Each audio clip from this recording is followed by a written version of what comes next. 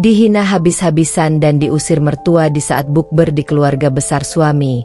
Ku buat mereka mati kutu dan malu saat jet pribadi menjemputku.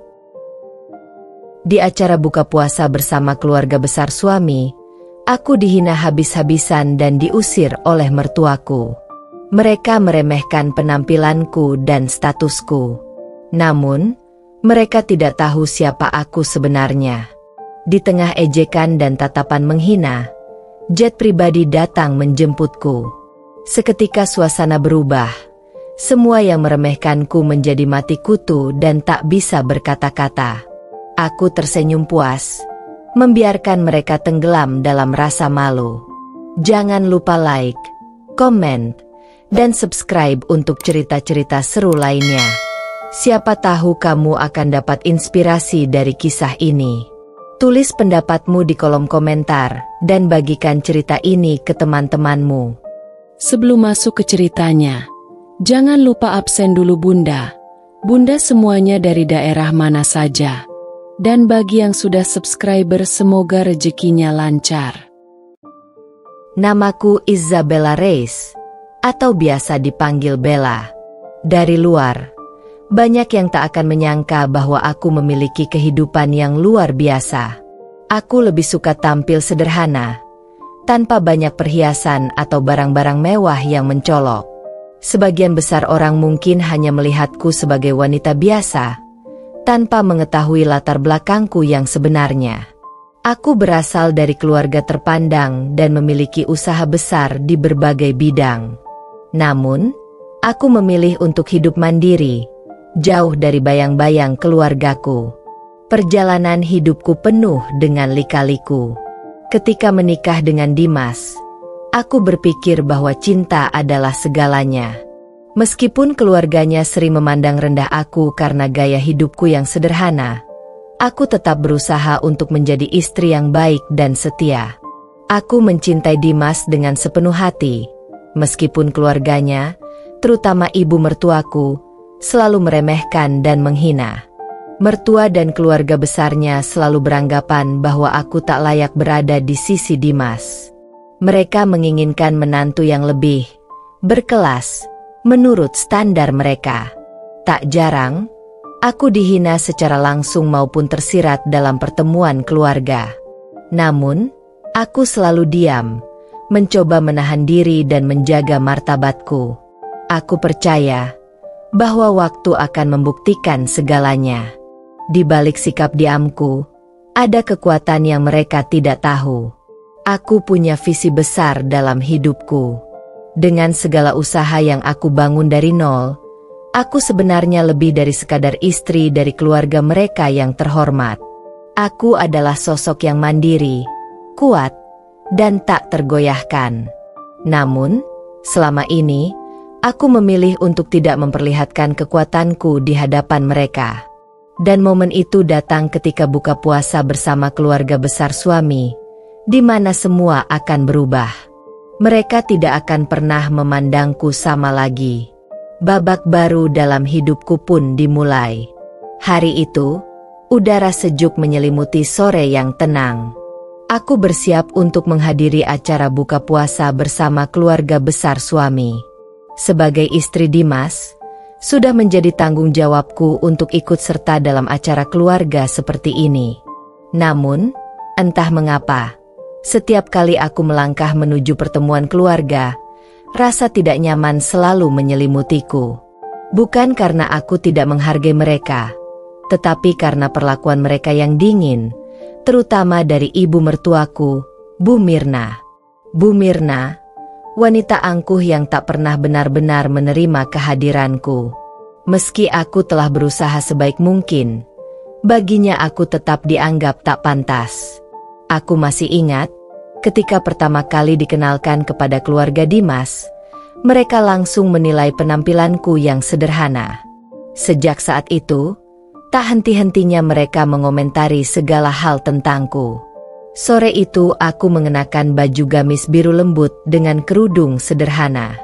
Aku sengaja tidak berdandan berlebihan, karena bagiku yang terpenting adalah kenyamanan. Namun, Aku tahu Bu Mirna pasti akan mengomentari lagi seperti biasa. Ya ampun, Bella, apa kamu tidak punya baju lain yang lebih layak untuk acara seperti ini? Sindir Bu Mirna begitu aku tiba di rumah mewah keluarga Dimas. Aku hanya tersenyum kecil, menunduk hormat tanpa berniat membalas. Dimas yang ada di sampingku terlihat canggung. Seperti biasa, ia tidak pernah membelaku di depan keluarganya. Kami duduk di meja makan panjang yang telah diatur rapi. Anggota keluarga besar Dimas mulai berdatangan, dan setiap dari mereka memandangku dengan tatapan merendahkan. Sepupu-sepupu Dimas, pamannya, dan bahkan adik iparku, semuanya terlibat dalam obrolan yang membuatku merasa seperti orang asing di tengah keramaian. Ketika waktu berbuka hampir tiba, pembicaraan mulai mengarah padaku. Bella, kamu kan katanya punya usaha sendiri. Tapi kenapa penampilanmu masih kayak gini aja? Biasa banget, nggak kelihatan seperti istri Dimas yang sukses. Celetuk Adi, sepupu Dimas yang dikenal tajam lidahnya. Iya, Mirna, menantu kamu ini nggak kelihatan cocok ya buat keluarga kita. Harusnya kan dia bisa lebih jaga penampilan biar nggak bikin malu, sahut Bunia, bibi Dimas, menambahkan minyak ke api. Tawa kecil mulai terdengar dari ujung meja. Aku hanya bisa duduk dengan tenang, meski hatiku mulai tergores. Dalam hati, aku ingin sekali menunjukkan siapa diriku sebenarnya, tetapi aku tahu belum waktunya. Sudah, ini acara bukber. Jangan terlalu keras pada Bella, kata Bu Mirna, meski nadanya sama sekali tidak membelaku. Tapi memang, Bella, harusnya kamu bisa lebih berusaha ya. Lihat keluarga besar ini, semuanya sukses. Penampilan mereka juga menyesuaikan. Nggak ada yang mau dianggap rendah. Aku hanya mengangguk pelan, menahan napas panjang. Mataku melirik Dimas yang diam membisu. Entah mengapa, ia selalu tidak berani melawan keluarganya, bahkan untuk sekadar membelaku. Suasana semakin canggung, namun tiba-tiba suasana berubah ketika terdengar deru mesin jet yang mendekat dari kejauhan. Semua orang di ruangan itu tampak kebingungan. Ada apa itu? Kok suara pesawat? Tanya salah satu sepupu Dimas, bingung. Aku menarik napas dalam-dalam, tahu apa yang akan terjadi selanjutnya. Aku menoleh ke arah jendela besar yang menghadap ke halaman depan, di mana jet pribadi bersiap mendarat dengan anggun. Waktu yang tepat telah tiba. Maaf ya semuanya, aku harus pergi sekarang, ucapku tenang sambil berdiri. Mereka semua menatapku dengan tatapan bingung dan kaget. Pergi? Sekarang? Kenapa, Bella? Tanya Bu Mirna dengan nada mencemooh, masih belum mengerti apa yang terjadi. Sebelum mereka bisa merespons lebih jauh, seorang pria berpakaian rapi keluar dari jet dan berjalan ke arah pintu.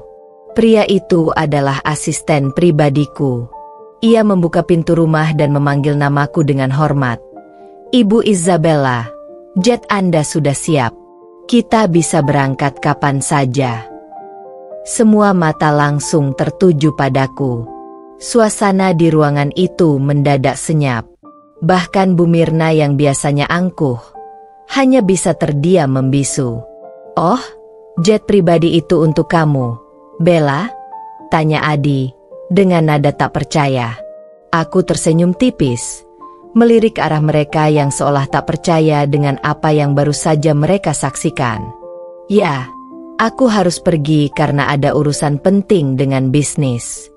Terima kasih sudah mengundangku ke acara buka puasa ini. Semoga kalian semua menikmati sisa malam ini. Tanpa menunggu jawaban, aku melangkah keluar dengan percaya diri. Di belakangku, mereka semua mati kutu, tak bisa berkata apa-apa. Aku tahu momen ini akan selalu mereka ingat. Momen ketika mereka yang menghina dan merendahkanku selama ini akhirnya dipermalukan oleh kenyataan bahwa aku lebih dari yang mereka kira. Begitu aku naik ke dalam jet, pintu ditutup, dan mesin mulai mengudara, hatiku dipenuhi rasa puas. Kebenaran tentang siapa aku akhirnya terungkap. Mereka yang meremehkanku sekarang tenggelam dalam rasa malu. Babak baru hidupku, dengan kebebasan dan kekuatan penuh, baru saja dimulai. Jet pribadiku melesat di udara, meninggalkan rumah keluarga suami dengan segala kenangan pahit di belakang. Selama penerbangan, aku tidak bisa berhenti memikirkan ekspresi terkejut mereka. Mereka yang selama ini memandang rendah, kini telah melihat kenyataan bahwa aku bukanlah sosok lemah yang bisa mereka hina sesuka hati. Namun, ini baru permulaan. Setelah kejadian itu, Dimas menghubungiku berkali-kali. Aku tahu dia pasti merasa bingung, mungkin sedikit malu. Sejak awal pernikahan kami, aku tidak pernah memperlihatkan kekayaan atau posisiku yang sebenarnya. Aku lebih suka menjalani hidup sederhana, merasakan setiap pencapaian yang kuraih dengan usahaku sendiri. Tapi, malam itu, segalanya berubah. Telepon berdering lagi. Dimas. Aku membiarkannya tanpa jawaban. Aku butuh waktu untuk berpikir. Dalam beberapa hari terakhir, aku mulai merasakan bahwa hubungan kami bukan lagi tentang cinta. Bukan hanya soal keluarganya yang tak pernah menerimaku, tetapi juga tentang bagaimana Dimas tidak pernah berdiri di sisiku. Setiap hinaan yang dilemparkan oleh keluarganya, dia hanya diam, seakan itu hal biasa. Keesokan harinya, aku memutuskan untuk menemui Dimas. Bukan di rumah keluarganya, tetapi di apartemenku sendiri, tempat yang selama ini dia bahkan tidak tahu keberadaannya. Apartemen mewah yang hanya aku tempati saat ada urusan bisnis di kota. Saat dia tiba, aku sudah menunggunya di ruang tamu yang elegan. Ekspresinya masih sama seperti kemarin, bingung dan penuh pertanyaan. Bella, kenapa kamu gak pernah cerita soal semua ini? Dimas membuka percakapan dengan suara lemah. Aku menatapnya. Kali ini tanpa rasa takut atau khawatir. Dimas, kamu pernah tanya? Kamu pernah peduli untuk tahu siapa aku sebenarnya? Dia terdiam. Kata-kataku membuatnya tersadar bahwa selama ini dia tidak pernah benar-benar mencoba mengenalku lebih dalam. Dia terlalu sibuk dengan hidupnya sendiri dan keluarganya yang selalu memandang rendah diriku. Bella, aku minta maaf. Aku nggak pernah berniat untuk menyakiti kamu. Aku cuma nggak tahu harus gimana menghadapi keluargaku. Aku menghela napas panjang. Kamu tidak perlu minta maaf, Dimas. Tapi masalahnya bukan cuma keluargamu.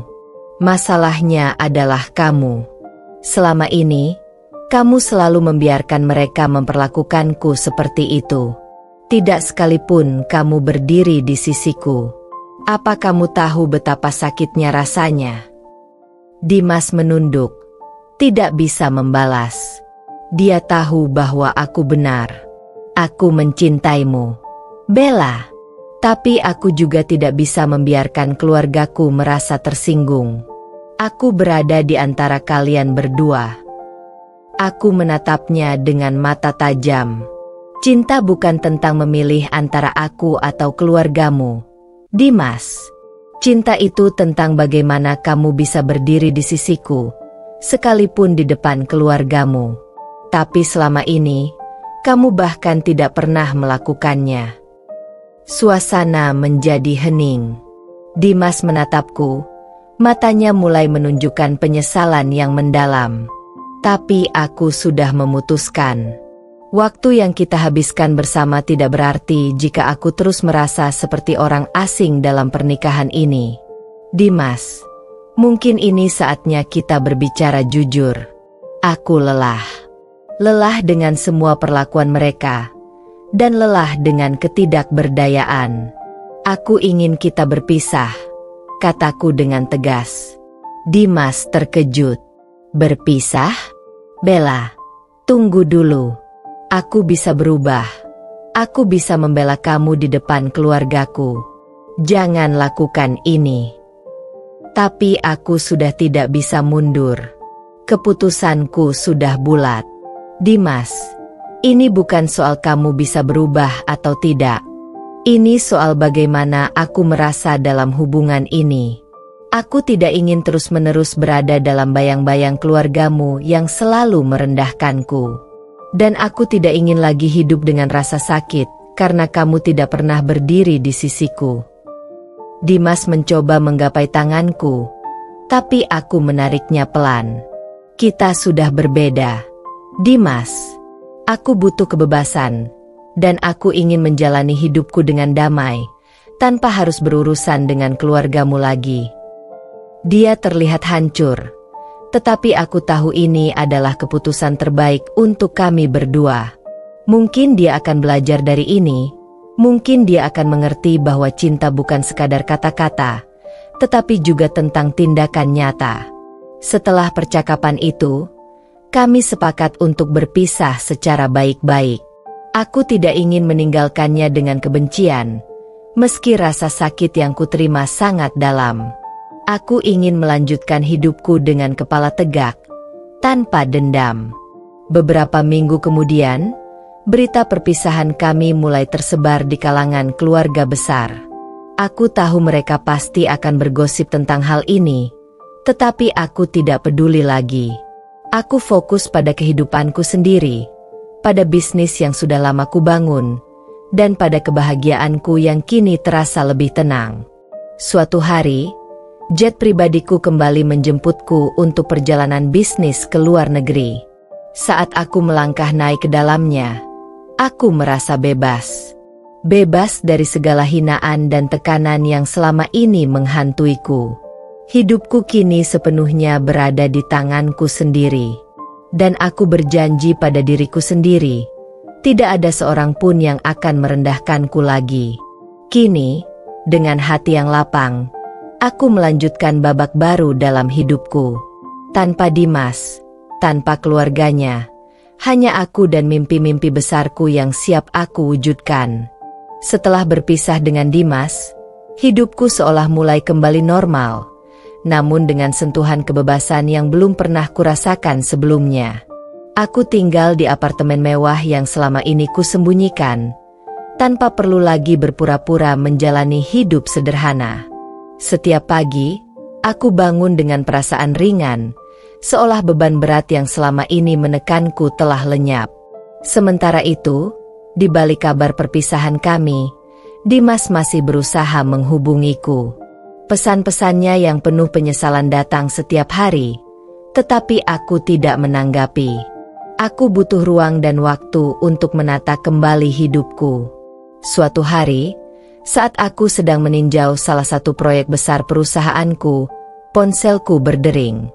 Nama yang muncul di layar adalah Dimas. Aku ragu untuk mengangkatnya, tetapi perasaan ingin tahu mengalahkan keraguanku. Bella. Suara Dimas terdengar berat di ujung sana. Aku ingin kita bertemu. Ada sesuatu yang harus aku bicarakan. Aku diam sejenak, mencoba menilai apakah aku siap untuk bertemu dengannya lagi. Meskipun sudah berpisah, rasa sakit yang kuterima masih segar di ingatanku. Namun, mungkin inilah saatnya untuk menutup bab ini dengan lebih jelas. Baiklah. Jawabku singkat. Kapan dan di mana? Pertemuan kami terjadi di sebuah kafe mewah di pusat kota. Ketika aku tiba, Dimas sudah menunggu dengan wajah muram. Dia terlihat lebih kurus dan lelah dibandingkan terakhir kali aku melihatnya. Aku mengambil tempat duduk di depannya, menatapnya dengan tenang. Bella, aku minta maaf. Aku tahu kamu sudah membuat keputusan, tapi aku benar-benar ingin memperbaiki semuanya, katanya dengan nada memelas. Aku menatapnya tanpa emosi. Dimas, ini bukan tentang siapa yang salah atau benar. Ini tentang bagaimana kita menjalani hidup. Kamu tahu selama ini keluargamu tidak pernah menerima aku. dan kamu tidak pernah membelaku. Dimas terdiam sejenak, mencoba menyusun kata-kata. Aku tahu, Bella, dan aku sadar itu kesalahanku. Tapi aku ingin mencoba lagi. Aku akan berbicara dengan keluargaku, memastikan mereka menghormatimu. Aku akan memperbaiki semuanya. Aku menggeleng pelan. Dimas, ini bukan soal keluargamu saja. Ini tentang kita. Aku tidak lagi merasa bahwa kita memiliki visi yang sama tentang hidup. Kita terlalu berbeda, dan aku sudah menjalani banyak hal tanpa dukunganmu. Sekarang aku merasa lebih kuat dan lebih yakin bahwa aku bisa hidup tanpa harus bergantung pada siapapun, termasuk kamu. Dimas terlihat semakin putus asa. Aku benar-benar mencintaimu. Bella, tolong, beri aku kesempatan kedua. Aku terdiam sejenak, melihat ketulusannya. Tapi hatiku sudah tidak bisa kembali seperti dulu. Semua yang telah terjadi membentuk keyakinanku bahwa perpisahan ini adalah keputusan terbaik. Aku menghargai perasaanmu, Dimas. Tapi aku sudah membuat keputusan. Kita berdua butuh waktu untuk diri sendiri, untuk belajar dan tumbuh. Aku ingin melanjutkan hidupku tanpa harus melihat ke belakang lagi. Mata Dimas mulai berkaca-kaca. Apakah ini benar-benar akhir, Bella? Aku menatapnya dengan penuh empati. Ya, Dimas, ini adalah akhir dari kita. Tapi bukan akhir dari hidup kita masing-masing. Kita masih bisa menjadi orang yang lebih baik, tapi tidak bersama. Setelah percakapan itu, Dimas pergi dengan langkah berat. Aku merasa lega, meski ada sedikit perasaan bersalah. Namun, aku tahu bahwa inilah yang terbaik. Aku tidak bisa terus hidup dalam bayang-bayang orang lain. Setelah pertemuan itu, kehidupanku benar-benar berubah. Fokusku sepenuhnya beralih ke bisnis yang terus berkembang pesat. Jet pribadi yang dulu hanya kusembunyikan kini menjadi bagian dari keseharianku. Aku sering melakukan perjalanan bisnis ke luar negeri, bertemu dengan mitra-mitra besar, dan memperluas jaringan perusahaan. Suatu hari, aku diundang ke sebuah konferensi bisnis internasional di Dubai. Sebagai pembicara utama, aku berbagi kisah suksesku di hadapan ratusan pengusaha besar dari berbagai negara. Pada malam gala, aku bertemu dengan seorang pria yang luar biasa, bernama Arya, seorang pengusaha sukses yang memiliki visi yang sama denganku. Arya adalah sosok yang berbeda dari Dimas. Dia melihatku sebagai mitra sejajar, seseorang yang punya nilai dan kemampuan. Kami berbicara panjang lebar tentang bisnis, kehidupan, dan impian kami masing-masing. Dalam percakapan itu, aku merasa ada koneksi yang kuat, sesuatu yang belum pernah kurasakan sebelumnya. Arya tidak hanya menghormatiku, tapi juga mendukung impianku.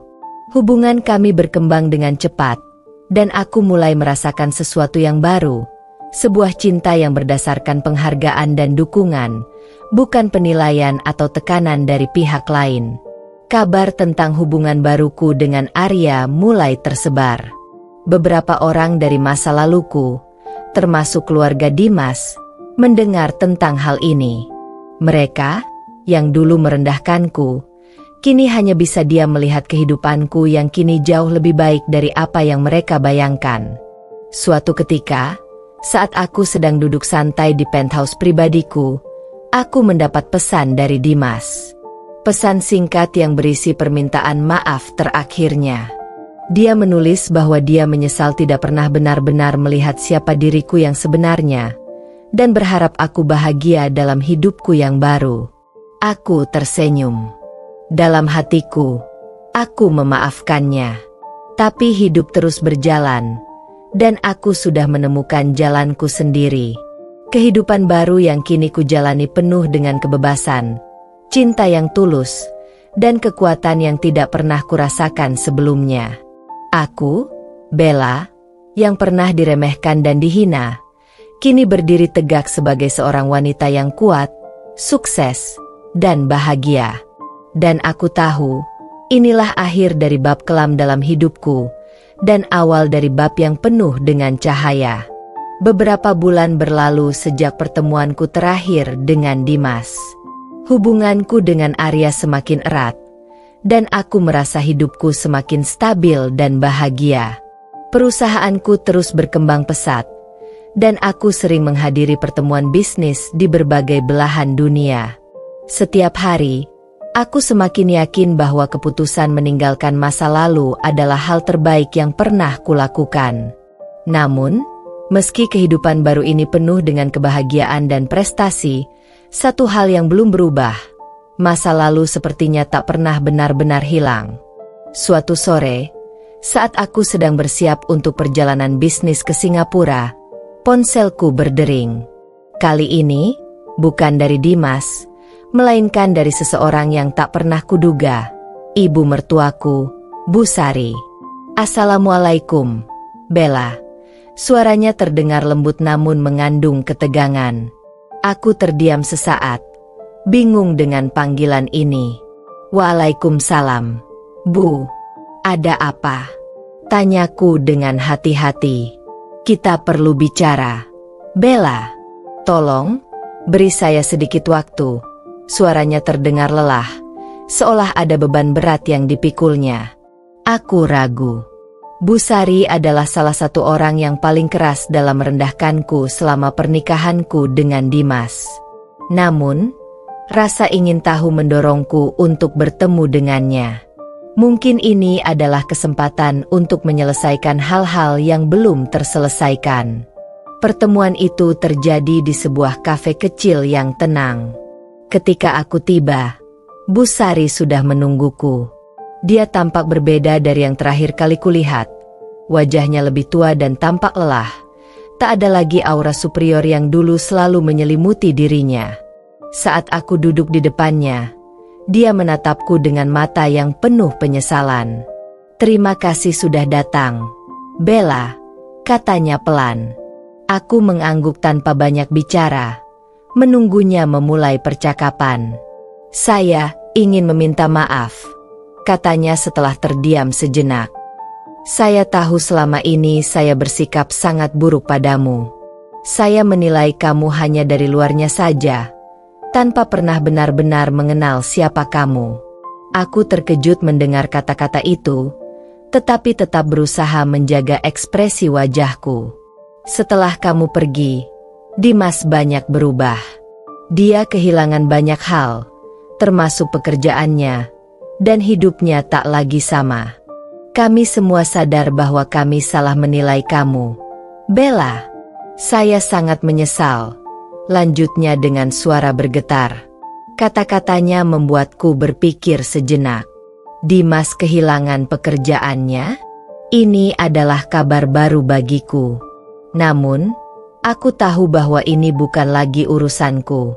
Hidupku telah berubah, dan aku tak perlu lagi terikat dengan masa lalu. "Bu, saya menghargai permintaan maaf ini," jawabku tenang. "Tapi saya sudah melangkah maju. Semua yang terjadi di masa lalu adalah pelajaran untuk saya, dan saya sudah belajar untuk hidup dengan cara saya sendiri. Saya harap Dimas juga bisa menemukan jalannya." Bu Sari menatapku dengan mata berkaca-kaca. "Saya mengerti, Bella. Saya hanya berharap kamu bisa memaafkan kami, dan mungkin, di masa depan, hubungan kita bisa lebih baik." Dimas benar-benar terpuruk sekarang. Kami tak tahu harus bagaimana. Aku terdiam. Ada perasaan campur aduk dalam diriku, antara iba dan kelegaan bahwa aku telah lepas dari semua itu. Namun, memaafkan memang bagian dari perjalanan hidup. "Saya memaafkan, Bu," kataku dengan senyum kecil. "Tapi saya tidak bisa kembali ke masa lalu. Saya harap Dimas juga bisa menemukan kebahagiaannya, seperti yang sudah saya temukan sekarang." Bu Sari tersenyum lemah. "Terima kasih. Bella, itu sudah lebih dari cukup. Pertemuan dengan Bu Sari meninggalkan banyak pikiran di kepalaku. Namun, aku tak ingin terjebak lagi dalam masa lalu. Arya selalu ada di sampingku, memberikan dukungan tanpa syarat.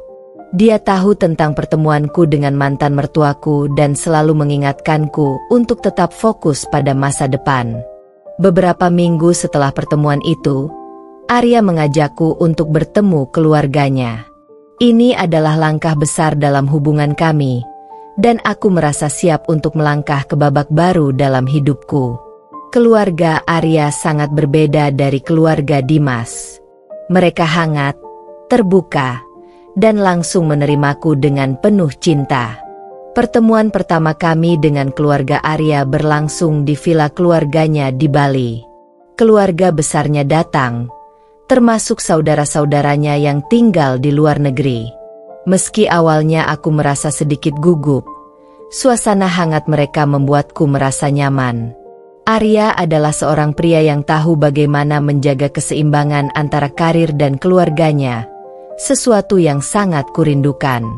Pada malam itu, setelah makan malam, Arya menarikku ke tepi pantai. Di bawah langit berbintang, dia mengeluarkan sebuah kotak kecil dari sakunya dan berlutut di hadapanku. "Bella," katanya dengan suara lembut, "kamu adalah wanita terhebat yang pernah aku temui. Bersamamu, aku merasa lengkap. Aku ingin menghabiskan sisa hidupku bersamamu. Will you marry me?" Hatiku berdebar. Pertanyaan ini adalah sesuatu yang tak pernah kuduga akan datang begitu cepat. Tapi aku tahu jawabannya sudah ada di dalam hatiku. "Yes, Arya, I will," jawabku dengan senyum penuh cinta. Arya memasangkan cincin berlian itu di jariku. Dan saat itu aku tahu bahwa bab baru dalam hidupku benar-benar dimulai. Masa laluku sudah tertinggal jauh, dan masa depanku penuh dengan cinta dan kebahagiaan. Beberapa bulan kemudian, pernikahan kami diadakan di sebuah resort mewah di tepi pantai Bali, dikelilingi oleh keluarga dan teman-teman terdekat kami. Ketika aku berjalan menyusuri lorong dengan gaun putih indah, aku melihat wajah-wajah bahagia di sekitarku. Hidupku kini penuh dengan cinta dan dukungan yang tulus. Di tengah kebahagiaan itu, aku tersadar bahwa aku telah menemukan kekuatan dalam diriku yang tak pernah kusadari sebelumnya. Bella yang dulu dihina, diremehkan, dan direndahkan, kini berdiri dengan bangga sebagai seorang wanita yang mandiri, sukses, dan penuh cinta.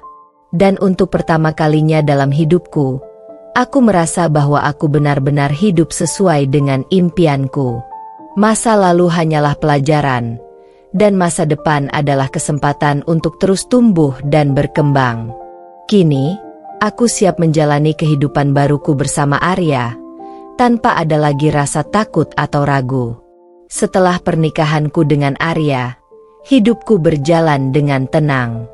Kami bahagia menjalani hari-hari penuh cinta, dan perjalanan bisnis yang kami lakukan bersama semakin menguatkan hubungan kami. Namun, seperti halnya bayangan, masa lalu sepertinya tidak benar-benar pergi. Hanya bersembunyi di balik kebahagiaan, menunggu untuk muncul kembali. Suatu hari, di tengah kesibukan kantor, sekretarisku, Maya, masuk ke ruanganku dengan ekspresi khawatir. "Bu Bella, maaf mengganggu, tapi ada tamu di luar yang ingin bertemu dengan Anda. Katanya ini penting sekali." Aku mendongak dari dokumen yang sedang kubaca. "Siapa tamunya?" "Maya." Maya ragu sejenak. Dia tidak mau memberitahu namanya, tapi sepertinya dia terlihat sangat terdesak. Rasa ingin tahu bercampur dengan firasat buruk tiba-tiba muncul. "Baiklah, suruh dia masuk." Beberapa menit kemudian, pintu ruanganku terbuka, dan yang muncul di hadapanku adalah sosok yang tak pernah kuharapkan untuk bertemu lagi, Dimas.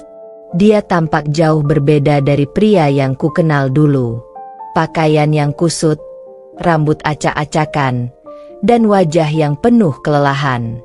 Ada bayangan kekecewaan dan penyesalan yang tampak jelas di matanya. "Halo, Bella." Suaranya parau dan bergetar. Aku terdiam sejenak, mencoba mengendalikan perasaanku. Melihat Dimas dalam keadaan seperti ini membuatku merasa campur aduk, antara marah, kasihan, dan enggan. "Dimas, ada apa? Kenapa kamu kesini?" Tanyaku dengan nada datar, berusaha untuk tidak menunjukkan emosi yang terlalu kuat.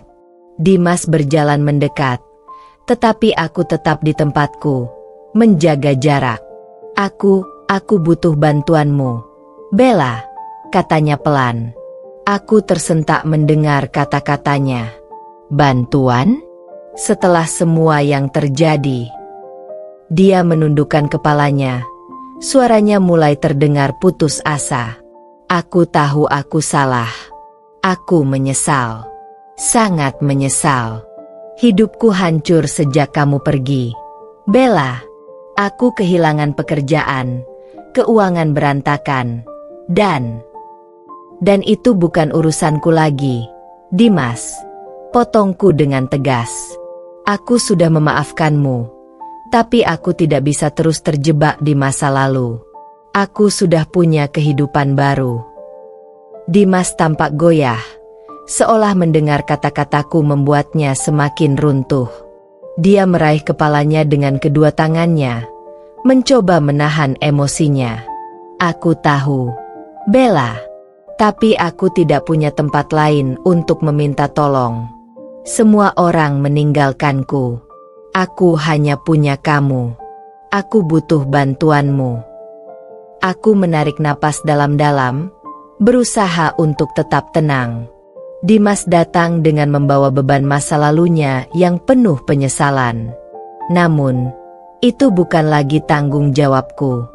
Aku sudah memilih jalan hidupku sendiri, dan aku tidak bisa membiarkan diriku terseret lagi ke dalam masalah yang sudah kusingkirkan. "Dimas, aku paham bahwa kamu sedang dalam kesulitan," kataku dengan suara lebih lembut. "Tapi aku bukan lagi orang yang bisa kamu datangi untuk meminta bantuan. Kita sudah memiliki jalan yang berbeda. Kamu harus menemukan cara untuk bangkit sendiri, seperti aku dulu." Dimas menatapku dengan mata penuh harapan yang kini redup. Apakah tidak ada cara agar kita bisa memperbaiki semuanya, Bella? Aku benar-benar menyesal. Aku bersedia melakukan apa saja untuk mendapatkan kesempatan kedua. Aku menggelengkan kepala pelan. Kesempatan kedua sudah tidak ada, Dimas. Aku sudah melangkah maju. Kamu juga harus begitu. Wajah Dimas semakin pucat. Dia tampak seperti seseorang yang tidak tahu harus pergi kemana lagi. Tanpa berkata apa-apa lagi, dia bangkit dari kursinya dan berjalan keluar dari ruanganku dengan langkah gontai, seolah beban dunia ada di pundaknya. Aku duduk di sana, terdiam, mendengar pintu ruanganku menutup perlahan. Sekali lagi, masa lalu mencoba menyeretku kembali, tapi kali ini aku lebih kuat. Aku tidak lagi tergoyahkan oleh bayangan yang pernah menghantuiku. Beberapa minggu berlalu setelah pertemuan itu, dan hidupku bersama Arya terus berlanjut dengan tenang. Namun, di balik ketenangan itu, sesuatu terasa ganjil. Ada hal yang selalu membuatku gelisah, seolah pertemuan dengan Dimas belum benar-benar selesai. Hingga suatu malam, saat aku dan Arya sedang makan malam di rumah, ponselku berdering. Nomor tak dikenal muncul di layar. Aku mengangkatnya dengan sedikit rasa waspada. "Halo."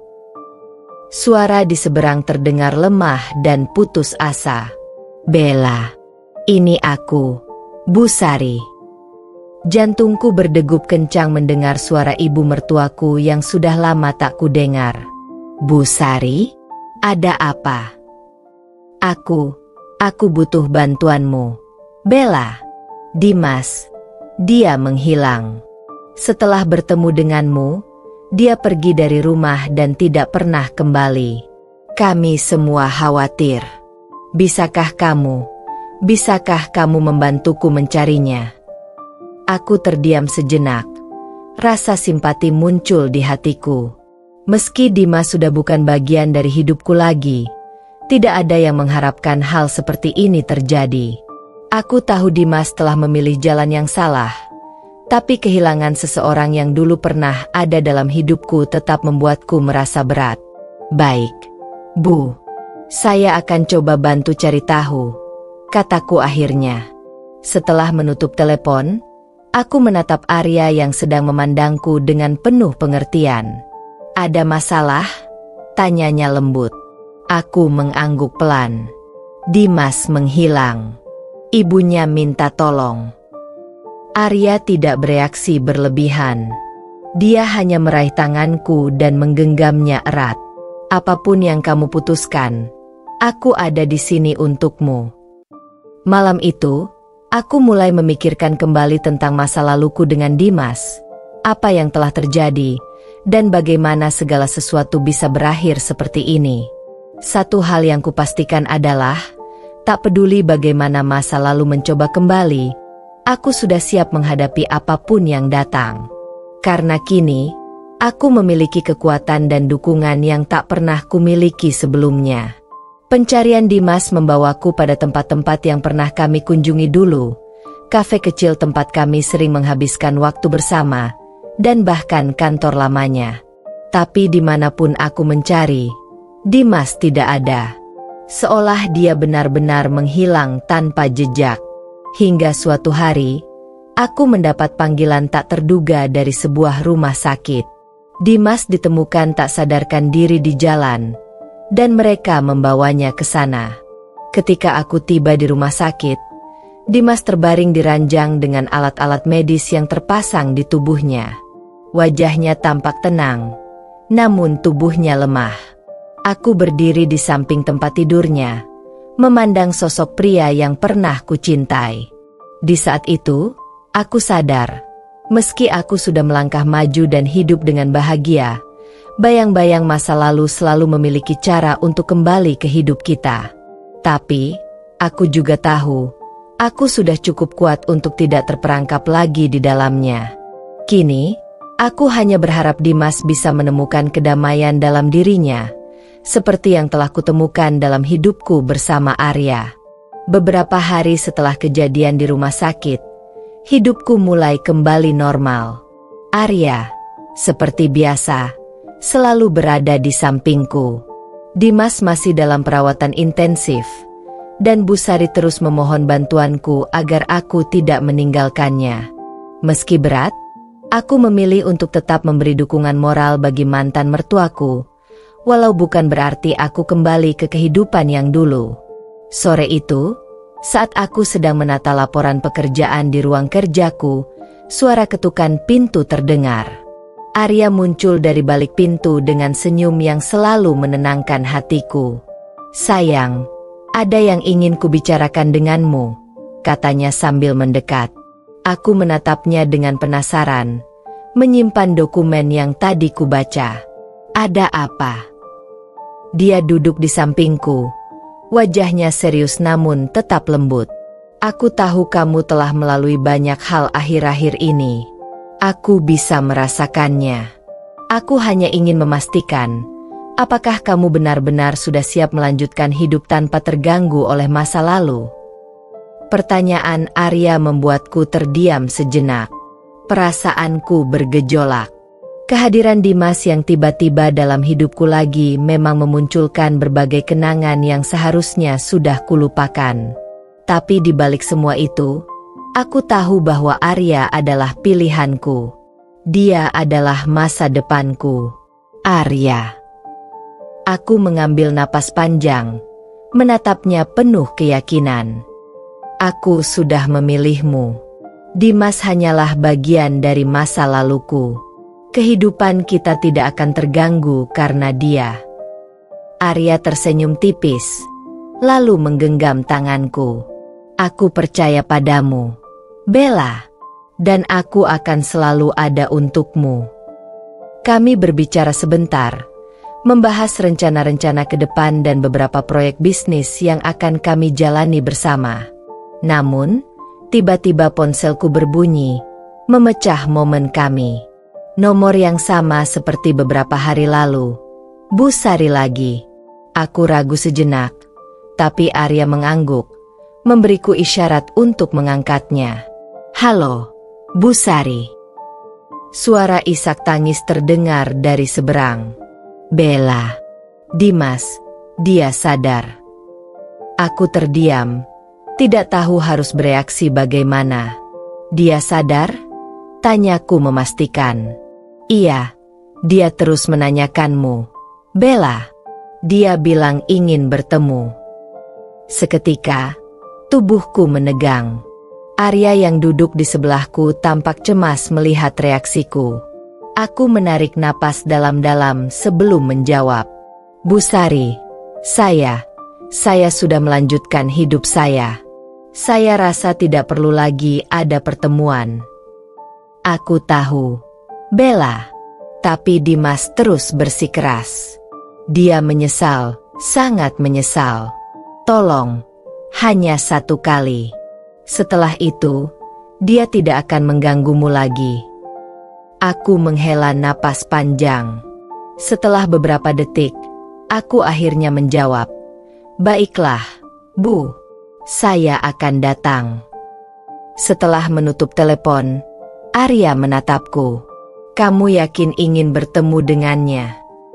Aku mengangguk pelan. Ini hanya untuk menyelesaikan semuanya. Arya. Aku tidak ingin ada beban masa lalu yang terus menghantui. Keesokan harinya, aku pergi ke rumah sakit untuk menemui Dimas. Arya tetap di rumah, memberiku ruang untuk menyelesaikan masalah ini.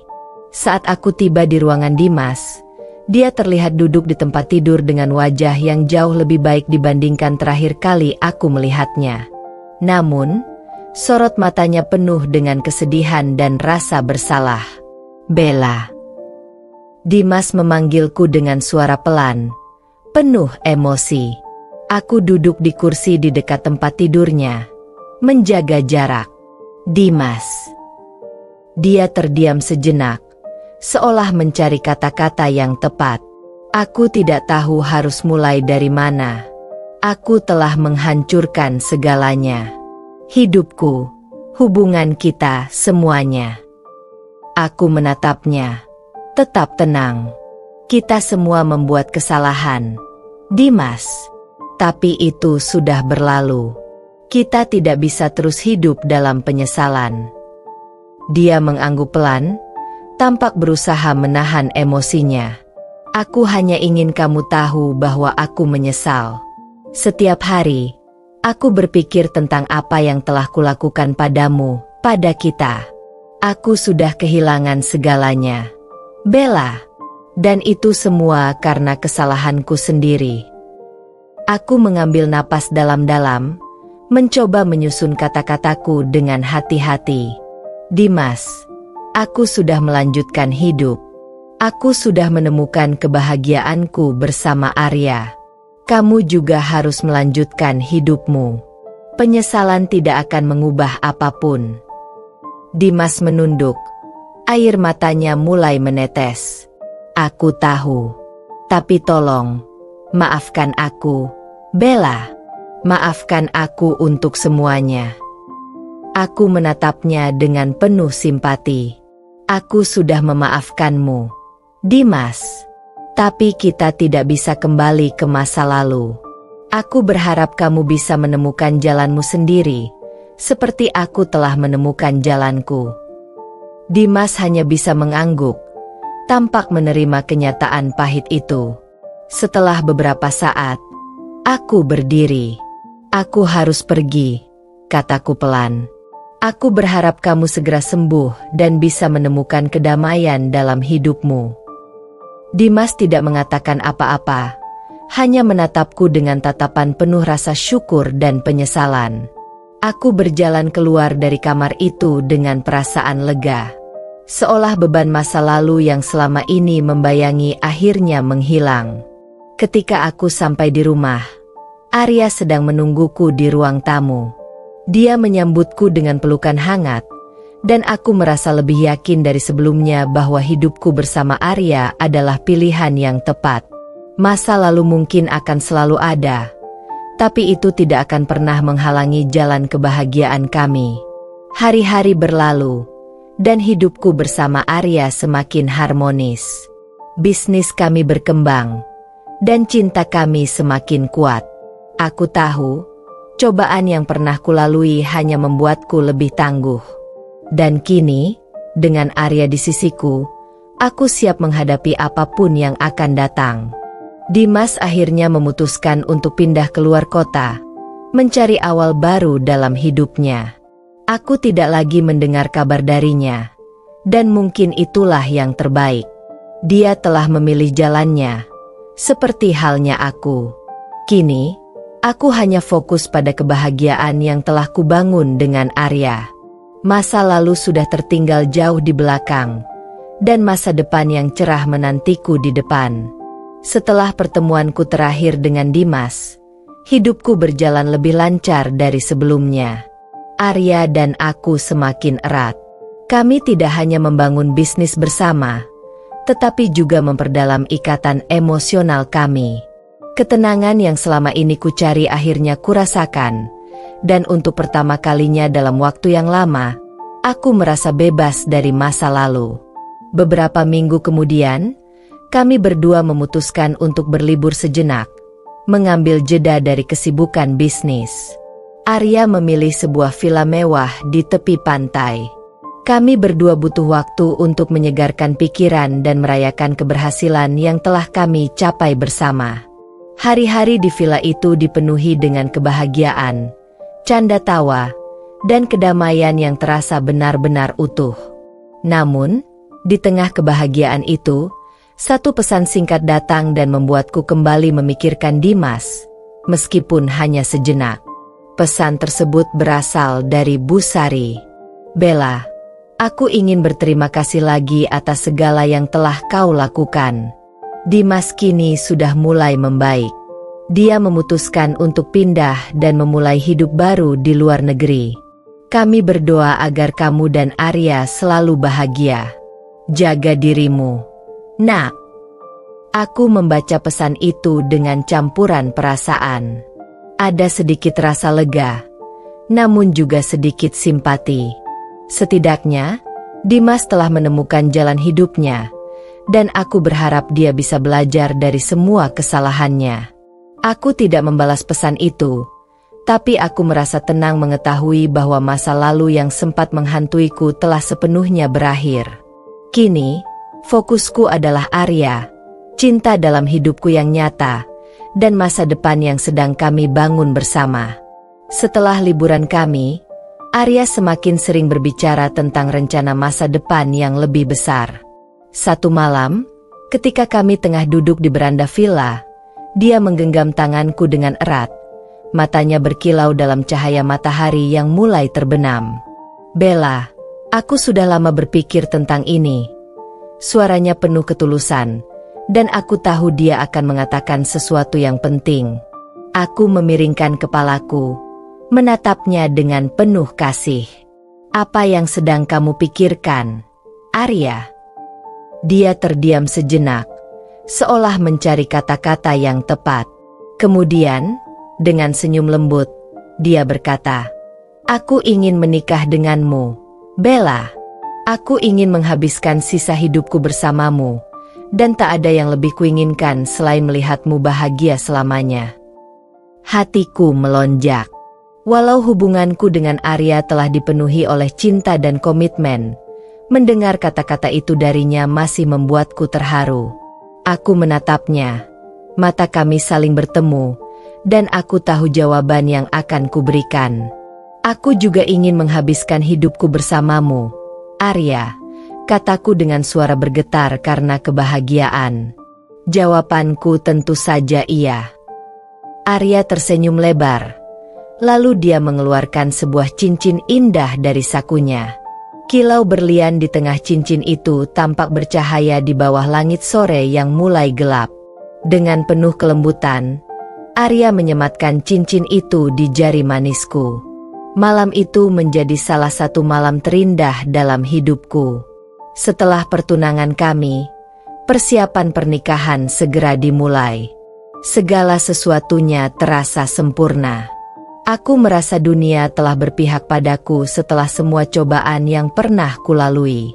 Keluarga Arya menyambutku dengan hangat, dan kami merencanakan pesta pernikahan yang sederhana tapi penuh makna. Namun, beberapa hari sebelum pernikahan, sesuatu yang tak terduga terjadi. Bu Sari tiba-tiba muncul di kantorku tanpa pemberitahuan. "Bella, maafkan aku karena datang tanpa kabar," katanya dengan wajah sedikit cemas. "Tapi aku merasa ini penting." Aku kaget melihat kedatangannya, tapi aku menyambutnya dengan ramah. "Bu Sari, ada apa? Silakan duduk." Setelah duduk, Bu Sari mulai berbicara dengan suara pelan, hampir berbisik.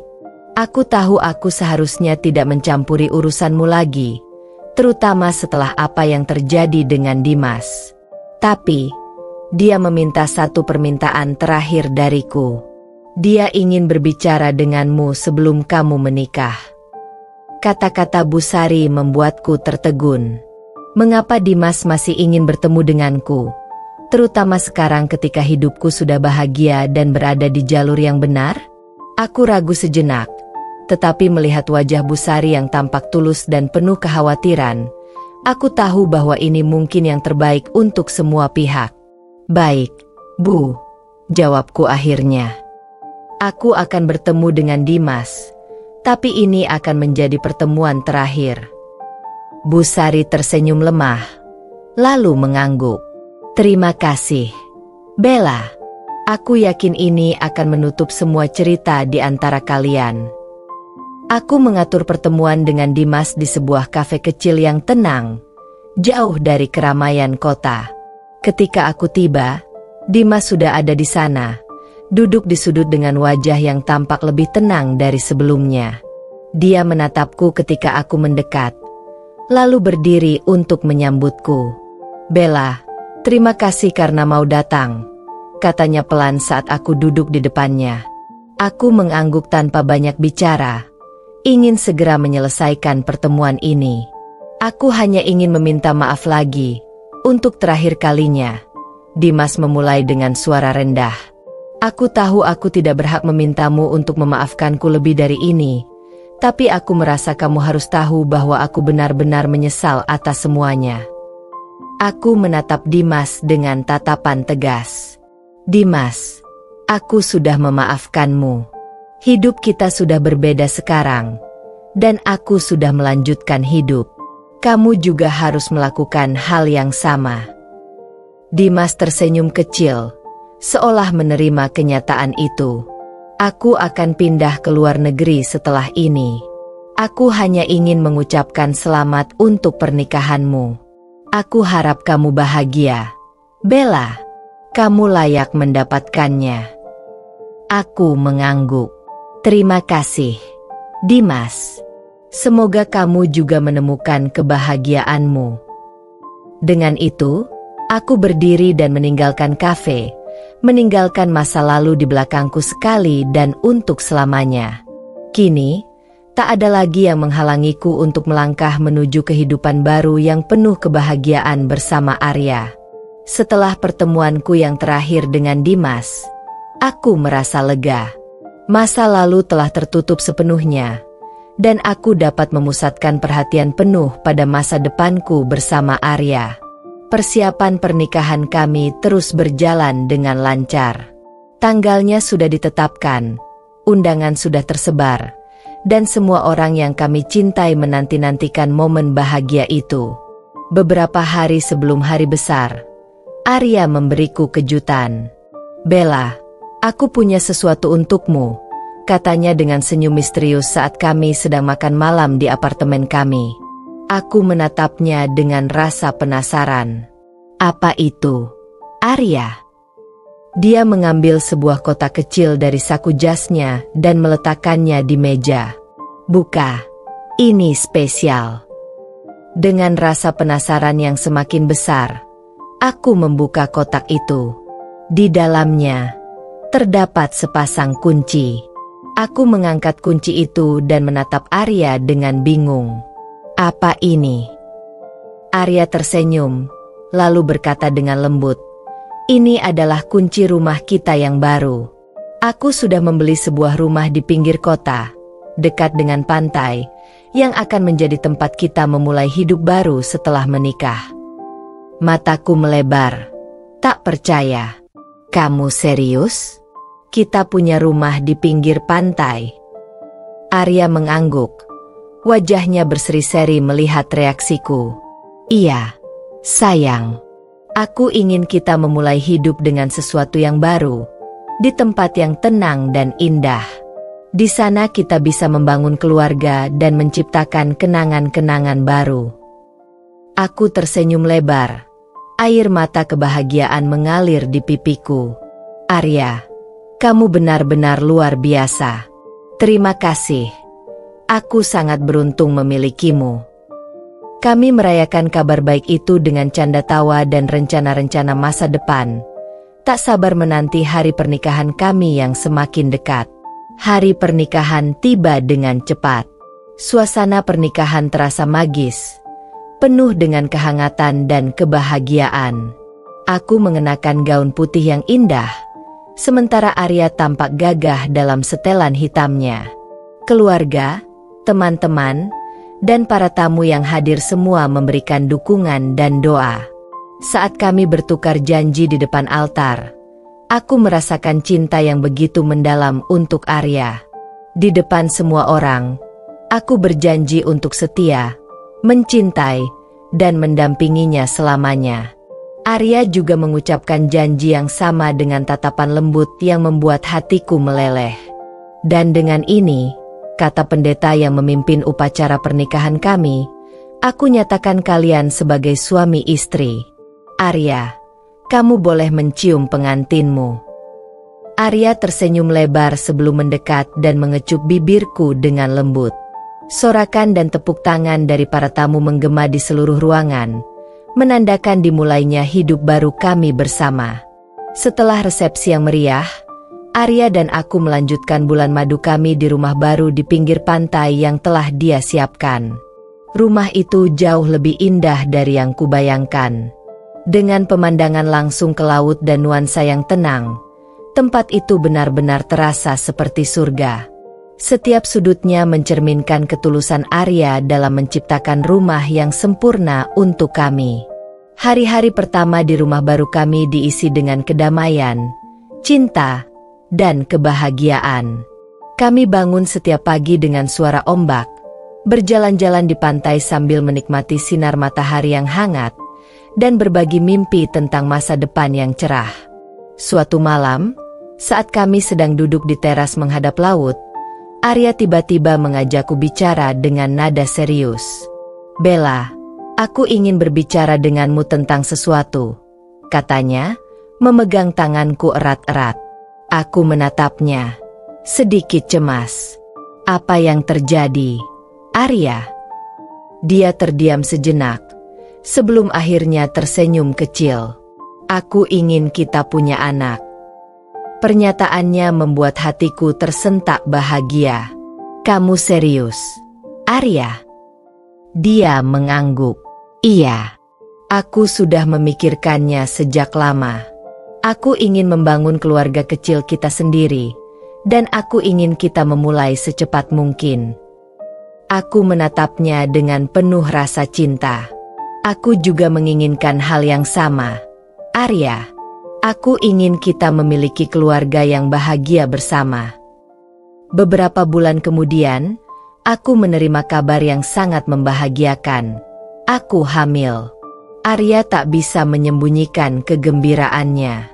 Dia memelukku erat-erat, dan air matanya jatuh dengan penuh haru. "Ini adalah hadiah terbaik yang pernah aku dapatkan, Bella," bisiknya di telingaku. "Kita akan menjadi orang tua." Aku juga merasa bahagia, tapi sekaligus ada sedikit kecemasan dalam hati. Membangun keluarga adalah tanggung jawab besar, dan meskipun aku yakin Arya akan menjadi ayah yang luar biasa, ada sedikit ketakutan dalam diriku. Namun, Arya selalu meyakinkanku bahwa semuanya akan baik-baik saja. Kami akan menghadapi semuanya bersama-sama, seperti yang selalu kami lakukan.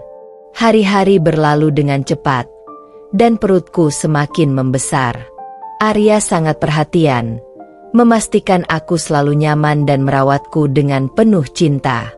Dia bahkan mulai mempersiapkan kamar bayi, memilih warna dinding, perabotan, dan semua perlengkapan yang kami butuhkan.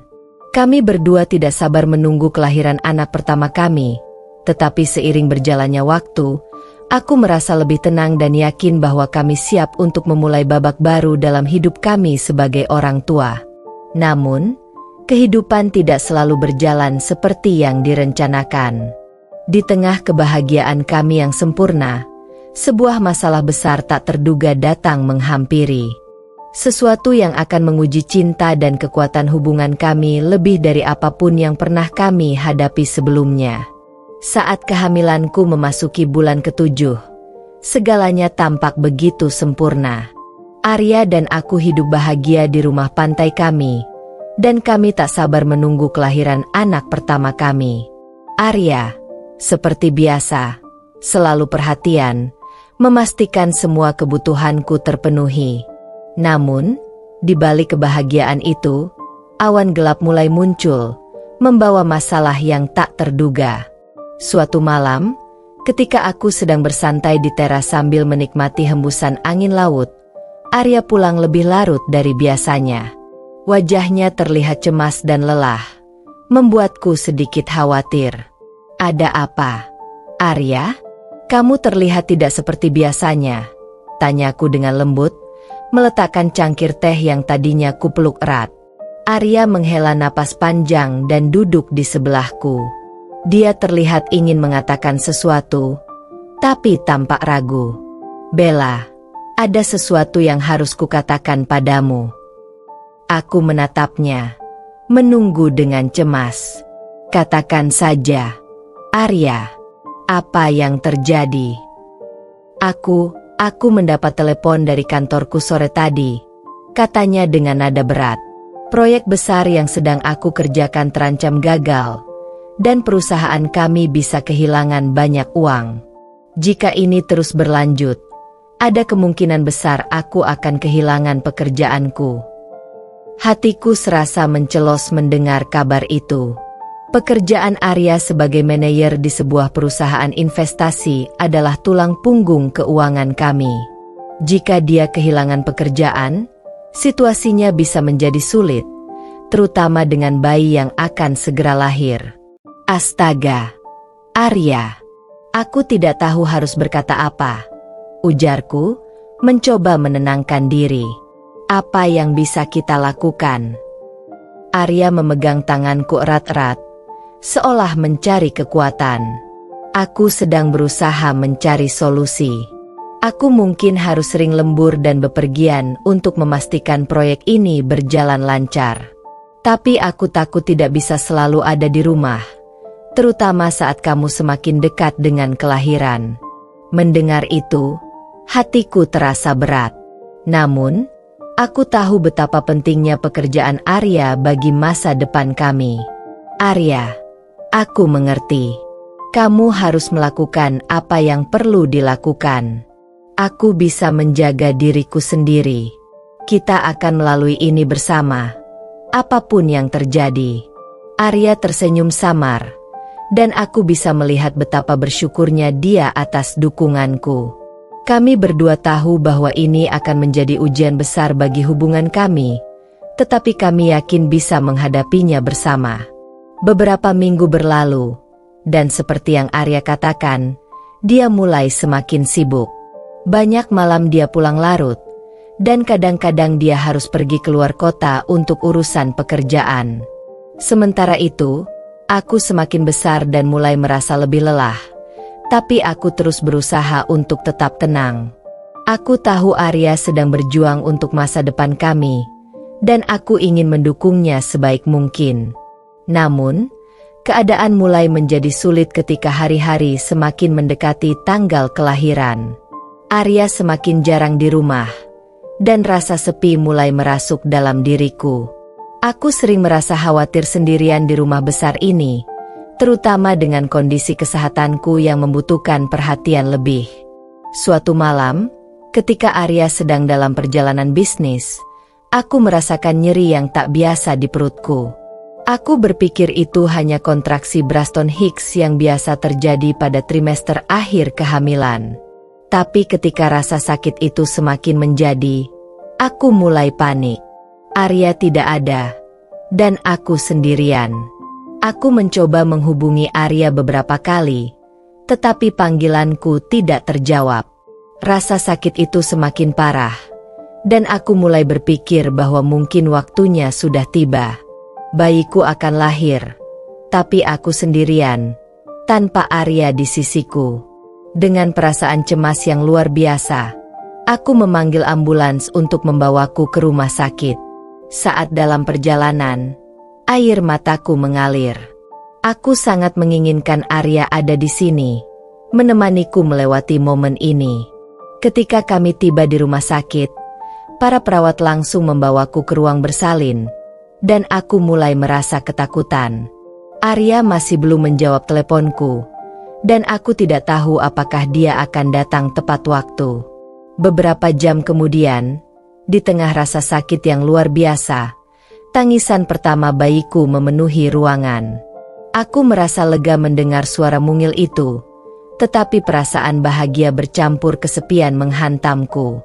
Arya belum juga tiba. Aku memandangi bayi yang baru lahir di pelukanku, merasa sangat bahagia karena dia lahir dengan selamat, tetapi juga merasa hampa karena Arya tidak ada di sini untuk berbagi momen ini. Saat aku menatap bayi laki-lakiku, yang kami sepakat akan memberi nama Aiden, aku tak bisa menahan air mataku. Ini adalah momen yang seharusnya penuh dengan kebahagiaan, tapi di balik senyumku, ada rasa kecewa yang mendalam. Akhirnya, beberapa jam setelah Aiden lahir, Arya tiba di rumah sakit dengan wajah penuh kepanikan dan kelelahan. Saat dia masuk ke kamar, aku hanya bisa menatapnya dengan campuran emosi. "Aku minta maaf, Bella," kata Arya dengan napas terengah. "Aku langsung datang begitu mendengar pesanmu, tapi penerbangan tertunda dan..." "Aiden sudah lahir, Arya," kataku dengan nada datar, meskipun aku tahu dia tidak berniat mengecewakanku. "Tapi kamu tidak ada di sini." Arya menundukkan kepalanya, terlihat sangat bersalah. Dia mendekat dan melihat bayi kami dengan tatapan penuh kasih. Tapi aku bisa merasakan perpecahan kecil di antara kami. Itu bukan tentang ketidakhadirannya saat Aiden lahir, tapi tentang kenyataan bahwa keadaan telah berubah. Kehidupan yang kami impikan tidak selalu bisa berjalan sesuai rencana. Meskipun Arya mencoba untuk menebus ketidakhadirannya dengan perhatian yang penuh, hatiku sudah terluka. Aku mencintai Arya, tapi perasaan kecewa dan kesepian yang kurasakan semakin sulit untuk diabaikan. Babak baru dalam hidup kami telah dimulai, dan aku tidak yakin apakah hubungan kami akan kembali seperti sebelumnya. Setelah kelahiran Aiden, kehidupan kami berubah drastis. Arya mulai lebih banyak menghabiskan waktu di rumah, berusaha menebus ketidakhadirannya selama masa kehamilanku. Namun, meskipun dia ada secara fisik, hatiku masih terluka. Perasaan kecewa dan kesepian selama masa-masa sulit itu terus menghantui, membuatku mulai mempertanyakan banyak hal tentang hubungan kami. Suatu malam, setelah Aiden tertidur, aku duduk di ruang tamu, memandangi foto-foto pernikahan kami yang tergantung di dinding. Dalam foto-foto itu, kami terlihat begitu bahagia, penuh harapan akan masa depan yang cerah. Namun kini, semuanya terasa berbeda. Aku mencintai Arya, tapi aku tak bisa mengabaikan perasaan kosong yang kian besar dalam hatiku. "Apa yang sedang kamu pikirkan?" Suara Arya memecah keheningan. Dia duduk di sebelahku, menyadari kegelisahan yang tak bisa kusembunyikan. Aku sedang memikirkan kita, Arya, kataku pelan. Banyak hal yang telah berubah sejak kelahiran Aiden, dan aku merasa ada jarak di antara kita. Arya terdiam, menatapku dengan tatapan penuh penyesalan. Aku tahu, Bella. Aku tahu aku telah mengecewakanmu saat Aiden lahir, dan aku minta maaf. Aku benar-benar ingin menebus semuanya. Aku menghargai usahamu, Arya. Tapi masalahnya bukan hanya ketidakhadiranmu saat itu. Ini lebih dari itu. Selama beberapa bulan terakhir, aku merasa seperti kehilangan arah. Kita mungkin masih bersama, tapi perasaan itu tidak lagi sama. Arya terlihat terpukul mendengar kata-kataku. Dia meraih tanganku, mencoba mencari jawaban di mataku. Apa maksudmu, Bella? Apakah kamu sudah tidak mencintaiku lagi? Pertanyaan itu menggantung di udara, dan untuk pertama kalinya, aku benar-benar merenungkannya. Aku mencintai Arya, tapi cinta itu tidak lagi terasa seperti dulu. Seiring berjalannya waktu, perasaan cinta itu berubah menjadi lebih kompleks, penuh luka dan rasa kecewa. Aku tidak tahu, Arya, jawabku jujur. Aku mencintaimu, tapi aku merasa ada bagian dari diriku yang hilang. Aku merasa sendirian. Arya terdiam lagi, menatapku dengan mata yang basah. Dia tahu aku sedang berkata jujur, dan dia juga tahu bahwa keadaan kami tidak seperti dulu lagi. Keheningan itu begitu berat, seolah seluruh dunia berhenti berputar. Waktu berlalu, dan meskipun kami mencoba memperbaiki hubungan kami, keadaan tidak membaik. Arya semakin sering sibuk dengan pekerjaannya, dan aku semakin terfokus pada Aiden. Kami menjadi dua individu yang menjalani hidup yang terpisah, meskipun tinggal di bawah atap yang sama. Hingga pada suatu malam, ketika aku sedang menidurkan Aiden, ponsel Arya yang tergeletak di meja ruang tamu berbunyi. Biasanya, aku tidak pernah tertarik untuk melihat ponsel Arya, tetapi kali ini ada sesuatu yang menarik perhatianku. Nama di layar adalah Karin, seorang rekan kerja Arya yang sering dia sebut dalam percakapan. Tapi pesan itu berbeda. Isinya terlalu pribadi untuk sekadar urusan pekerjaan. Dengan tangan gemetar, aku membuka pesan itu. Isi pesan tersebut sangat jelas, menyingkapkan hubungan Arya dengan Karin yang lebih dari sekadar profesional. Hati dan pikiranku berputar. Pengkhianatan ini memecahkan sisa perasaanku yang selama ini sudah rapuh. Ketika Arya pulang, aku tidak menunggu lama untuk mengonfrontasinya. Siapa Karin? Arya? Dan sejak kapan kalian menjalin hubungan? Tanyaku dingin, mencoba menahan emosi yang meledak-ledak. Wajah Arya berubah pucat. Dia terdiam, jelas tidak menyangka aku mengetahui hal ini. Bella, aku bisa jelaskan, katanya gugup. Aku tidak butuh penjelasan, Arya, potongku tajam. Aku hanya ingin tahu, berapa lama kamu menyimpan ini dari aku? Setelah semua yang telah kita lalui, kamu masih tega melakukan ini? Arya menundukkan kepalanya. Aku minta maaf, Bella. Ini adalah kesalahan besar. Karin dan aku, itu tidak berarti apa-apa. Aku mencintaimu, hanya kamu. Air mataku mulai mengalir. Tidak berarti apa-apa? Arya, kamu menghancurkan kepercayaan yang selama ini kuberikan padamu. Ini bukan tentang siapa yang kamu pilih, tapi tentang bagaimana kamu mengkhianati kami. Arya terdiam, tak mampu menjawab. Aku tahu saat itu juga, bahwa ini adalah akhir dari hubungan kami. Beberapa minggu kemudian, setelah percakapan malam itu, aku mengambil keputusan besar. Aku tidak bisa lagi hidup dalam kebohongan ini.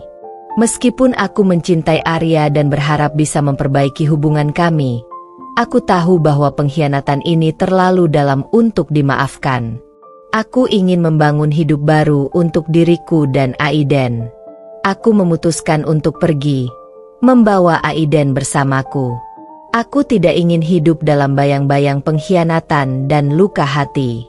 Aku layak mendapatkan kebahagiaan, dan yang lebih penting, Aiden layak tumbuh dalam lingkungan yang penuh cinta dan kejujuran.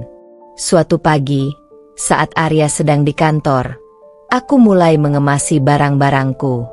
Aku menulis surat untuk Arya, memberitahunya bahwa aku telah pergi dan bahwa aku berharap dia bisa menemukan kebahagiaan, meskipun itu berarti tanpa aku di sisinya.